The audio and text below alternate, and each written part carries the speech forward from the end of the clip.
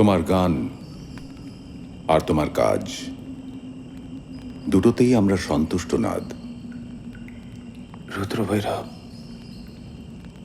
আপনি যে বলেছিলেন আমায় ধ্রুপদ সঙ্গীত শেখাবেন, তার জন্য যে তোমায় আরো একটু বড় পরীক্ষা দিতে হবে। তুমি প্রস্তুত? প্রস্তুত রুদ্র ভৈরব।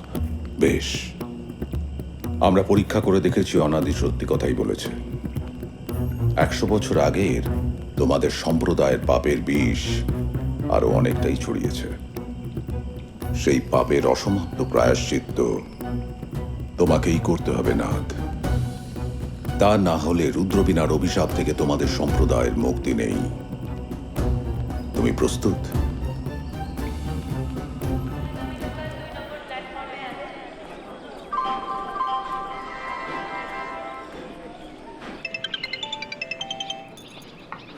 হ্যাঁ সালামত ভাই।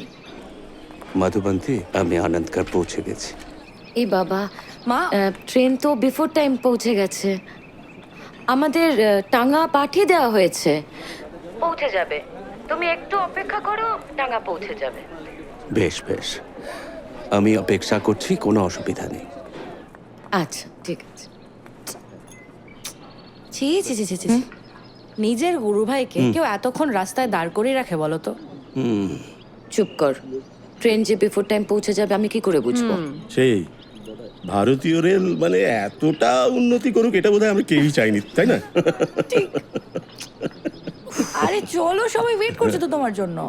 আরে তোমরা যাও না, আমি দেখি কারিম কদ্দূর পৌঁছল। সালাম আলাইকুম। ওয়ালাইকুম সালাম। আপনি কেদার মিশ্র হাভেলিতে যাচ্ছেন তো? জি জি। আচ্ছা, শুনিয়ে, প্রতিবার তো করিম ভাই নিতে আসে। আপনার অনুষ্ঠান চলছে, অনেক লোক তো, অনেক টাঙ্গা ভাড়া করেছে, অন্য একজনকে তুলতে গেছে। আপনি আসুন, দেন। না না, छोड़ दीजिए, ये लीजिए। আসেন। बहुत खूब।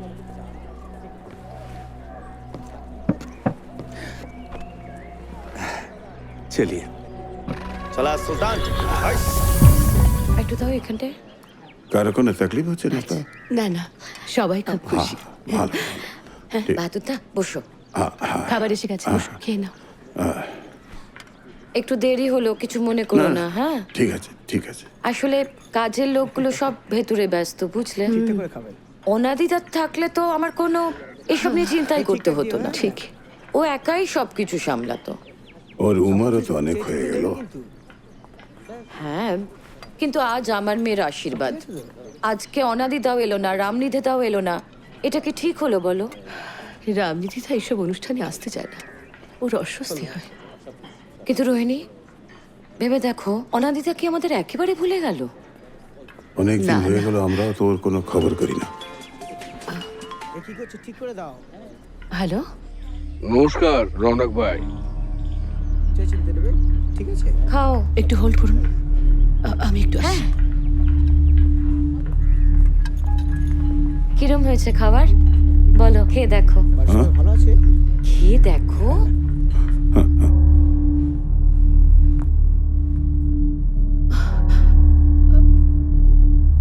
আপনি কে বলছেন? আপনি আমায় চিনবেন না, আমি নজফগড় থেকে বলছি। আজ আপনার ছেলের আশীর্বাদ, তাই না? কি চান আপনি? আপনার সঙ্গে একটা সমঝোতা করতে চাই আজ। সমঝোতা? কিসের সমঝোতা? আমি আমি এখন ব্যস্ত আছি। আরে শুনুন শুনুন, দরকারটা আমার থেকে আপনার অনেক বেশি। আপনার ওই বাইজি জীবনের এক ভয়ঙ্কর কেলেঙ্কারির ঘটনা আমার কাছে আছে।